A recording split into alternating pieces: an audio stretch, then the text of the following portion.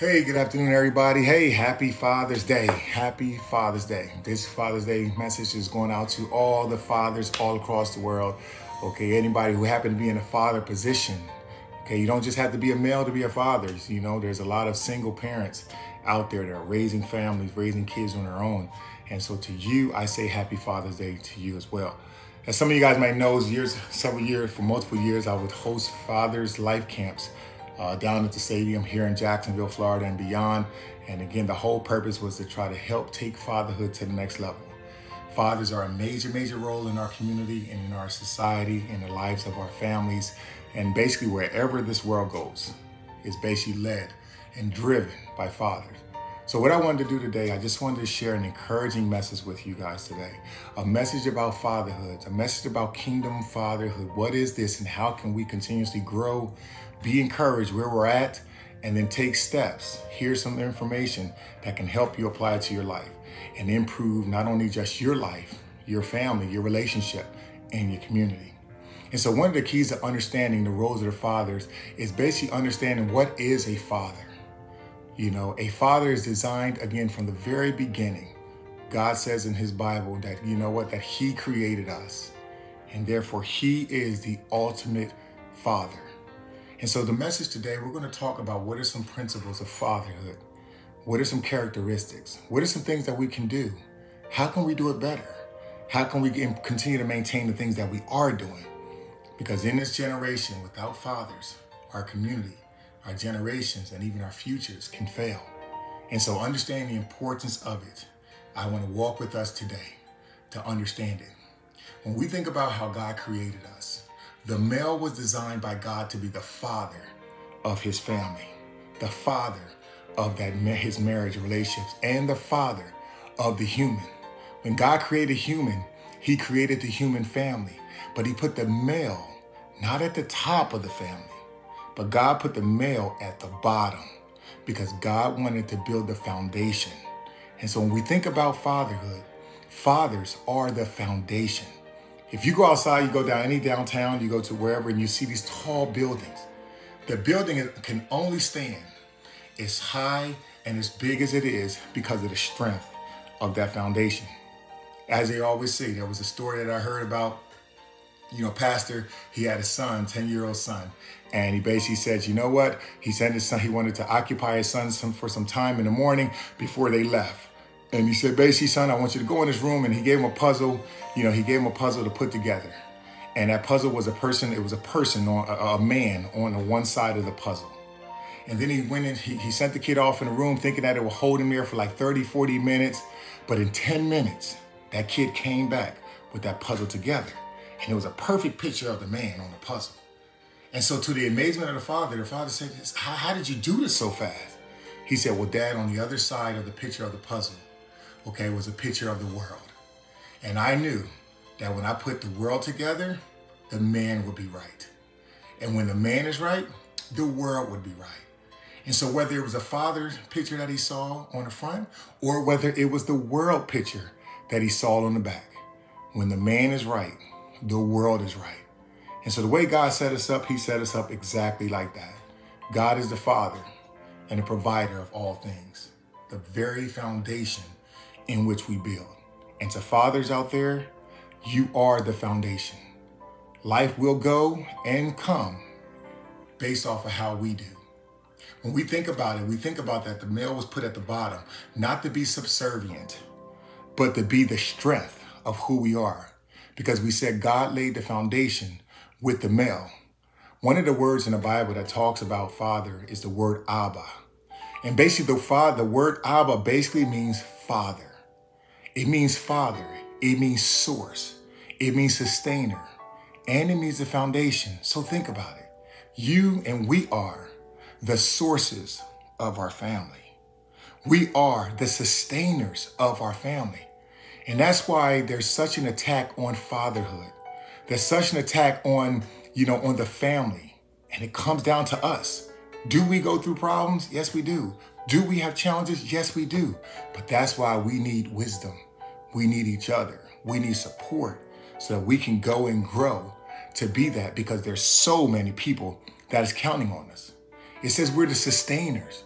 So that just means that as life goes on, hey, our family is looking to us. Our family are leaning on us to sustain them. You know, we have all types of things that we have to face in our generation and all types of things that we can go through, you know, and go to. But as a father, we need to stick together. When you think about how God made all human beings, you know, the Bible talks about how from the dirt of the ground, God put together and he formed the male. And from that male, he took out a rib and created a female.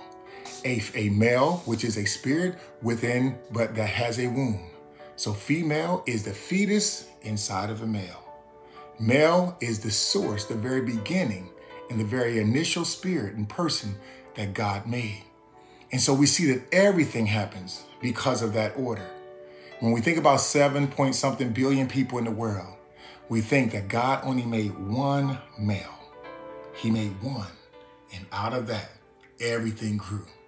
And so when we think about it, we continue to look and say, okay, well, what makes us that, what helps us become that source, that sustainer, that foundation?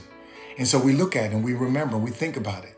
If the word sustainer basically says that God is our source, then not only is he our source, but as he gives us everything and anything that we need, so it is our family looking to us to provide anything and everything. Now, if you're brought up like I did, basically in a single parent home, you know, my father was in and out at different times. He did the best he could. I love him still to life. You can understand that, listen, there's a lot of people that take on a whole lot of burdens, that take on a whole lot of responsibilities, and it's not always easy. But we as children were looking to someone to try to help us, to guide us, to give us wisdom. And your family is looking forward to you. And so understand that you are not only the source, you're not only sustainer, but you are the person that your family needs. Everything. When God called the creation of the world, everything came out from him. And when he made man, everything came out from him. When we're fathers, when we want to make something, everything comes from us. So we can see how important we are to this generation. When we give seed to a woman, she incubates it and she produces. And so everything that's produced has to do with what are we giving to her. And so as a male or as a father, we have to make sure we're giving to our children something that they can use. We're giving to them love. We're giving to them support. We're giving to them encouragement because they need it. You know, everything that we do comes out from a source. My question to you is, what are you giving to your family? What are you providing for your family? What is the source and sustainment that you're standing on yourself? Because if it's not the right foundation, it will fall. And so my encouragement to you as we get ready to wrap this message up, I want to encourage you to know that all that we have is on the inside of us. And as we acquire the information, acquire the knowledge, acquire the support that we need, we can all take our lives and we can take our fatherhood to the next level. Here are 7 things that I want to remind you of, that as a father, we are. It says that we are our foundation of our family, of our relationships, and of our community. Where we go, our country goes. Where we go, our generation goes, based off the foundation. Number 2, as a father, we're also the providers. We not only provide our family, okay, with money to take care of bills and this, we also provide inspiration, which is basically inspiring the spirit that is inside of them to go and to grow, to be encouraged, to accomplish things all beyond their simple imagination. We're the provider of that encouragement that's needed. We're the provider of vision. We're the providers of the peace that's needed for us to travel from one place to another. We are the providers. Number 3, we're also the protectors. When God put Adam into the garden, he protected, he gave him the responsibility to protect things from coming in, but also from protecting things from getting out. So we must protect our family. Not only protect them with our physical ability, but protect them with our words. Protect them with, from danger seen and unseen, from distractions, from the world, okay? From all types of deception. We have to protect them as fathers. Number 4, we're also the nurturers. I know we always think that females are just a nurturer, but we are nurturers as well. We are here to encourage the small seeds that are planted inside our family, small seeds of hope, inspiration, and desires and future that are inside our families. We're here to nurture it by our presence, by our words, okay, by our resources, everything. We're here to nurture it. And along with us nurturing it, we're here to nurture, again, our wives or our significant others or the mothers of our children so they can be all that they need to be as well. As fathers, we're also responsible. The basically definition as I look at responsibility is the ability to respond. In order to be able to respond, if there's an accident, a medical accident, in order for that first responder to respond, they have to be prepared. They have to know some things about injuries, about first response. They must basically have the right equipment. They must basically be in the right place in order to be responsive. So in order for a father to be responsible, he has to have the ability to respond. He must understand his children. He must learn to understand them. He must learn to understand his wife or his significant other. He must learn to understand them and to know them so he can respond with the ability to help them. And so that means that, we have to read. We have to learn. We have to pray. We have to ask questions. We have to research so we can build up our basis to help our children, help our families grow. We also need to be, as a father, a servant. A servant doesn't mean a slave, someone that has to do a job and gets nothing really in return. But we have to be a servant leader. When you think about servant leader, that servant leader says basically, I'm here not to make followers, not to have a family underneath me that obeys everything I say just because I said it. But I have a family here that I'm here to help create other leaders. I'm here to speak into, I'm here to provide for, I'm here to help. I am a servant to them, okay? As I develop them, so it develops us. We can grow, okay? We can grow. When we always say, there's no I in team, there is a me in there, me, and it starts with you. And so fathers, I encourage you to be the best you can be by being a servant of your family. And in serving them, that means ask questions.